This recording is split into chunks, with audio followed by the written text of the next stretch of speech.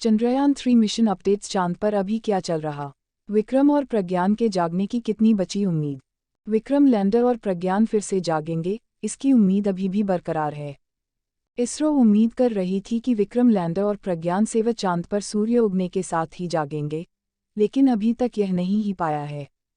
Chandrayaan-3 mission updates. Bharat के ऐतिहासिक चंद्र mission के 2 हाथ विक्रम लैंडर और प्रज्ञान रोवर कब जागेंगे?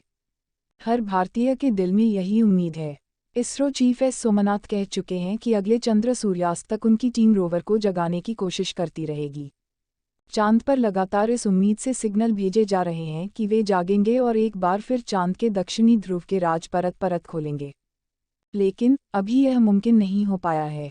चांद पर कदम रखने के बाद रोवर ने पहले चरण में महत्वपूर्ण जानकारियां इसरो से साझा की थी, जिसमें सल्फर समेत कई तत्वों की खोज शामिल थी।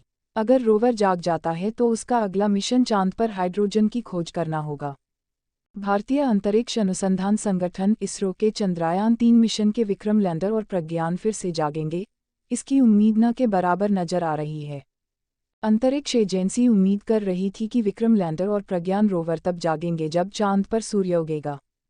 22 सितंबर को चंद्र सूर्योदय हुआ था, लेकिन ऐसा नहीं हुआ और जैसे जैसे हर दिन बीत रहा है, रोवर और विक्रम के एक्टिव होने की संभावना कम होती जा रही है।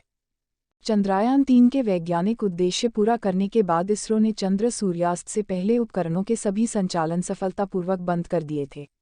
साथ ही विक्रम और रोवर को स्लीपिंग मोड में डाल दिया था। मिशन को एक चंद्र दिवस या पृथ्वी पर लगभग 14 दिनों तक कार्य करने के लिए डिज़ाइन किया गया है। इसरो का विचार यह था कि पर्याप्त धूप मिलने पर लैंडर और रोवर जाग सकते हैं, क्योंकि चंद्रमा के दक्षिणी ध्रुव के पास सूर्य फिर से उगाया है जहां वे हैं। चांद के तापमान का बुरा असर।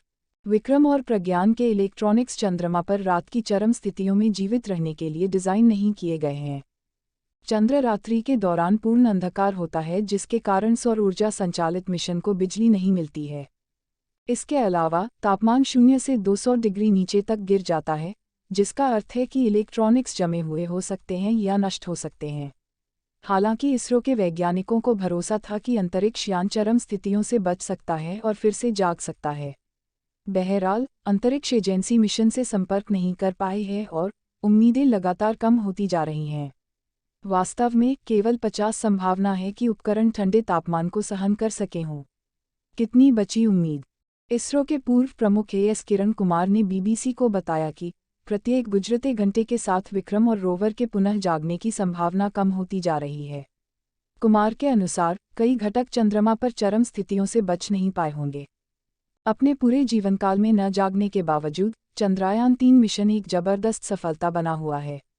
मिशन का प्राथमिक उद्देश्य चंद्रमा पर एक अंतरिक्ष यान को सॉफ्ट लैंड कर भारत की क्षमता को साबित करना था। ऐसा करके भारत दुनिया के उन चुनिंदा देशों की सूची में शामिल हो गया है जिन्होंने कभी चंद्रमा पर सॉफ्ट लैंडिंग हासिल की है। सूची के अन्य सदस्यों में संयुक्त राज्य अमेरिका, तत्कालीन सोवियत संघ और चीन शामिल हैं। रोवर ने चांद पर क्या क्या खोजा? इसके अलावा प्रज्ञान रोवर ने लगभग 100 मीटर की दूरी तय की और चंद्रमा पर कई तत्वों की उपस्थिति का पता लगाया। सबसे उल्लेखनीय बात यह है कि इसने सल्फर की मौजूदगी के सबूत जुटाए, जो पहले किसी अन्य मिशन द्वारा कभी नहीं किया गया था।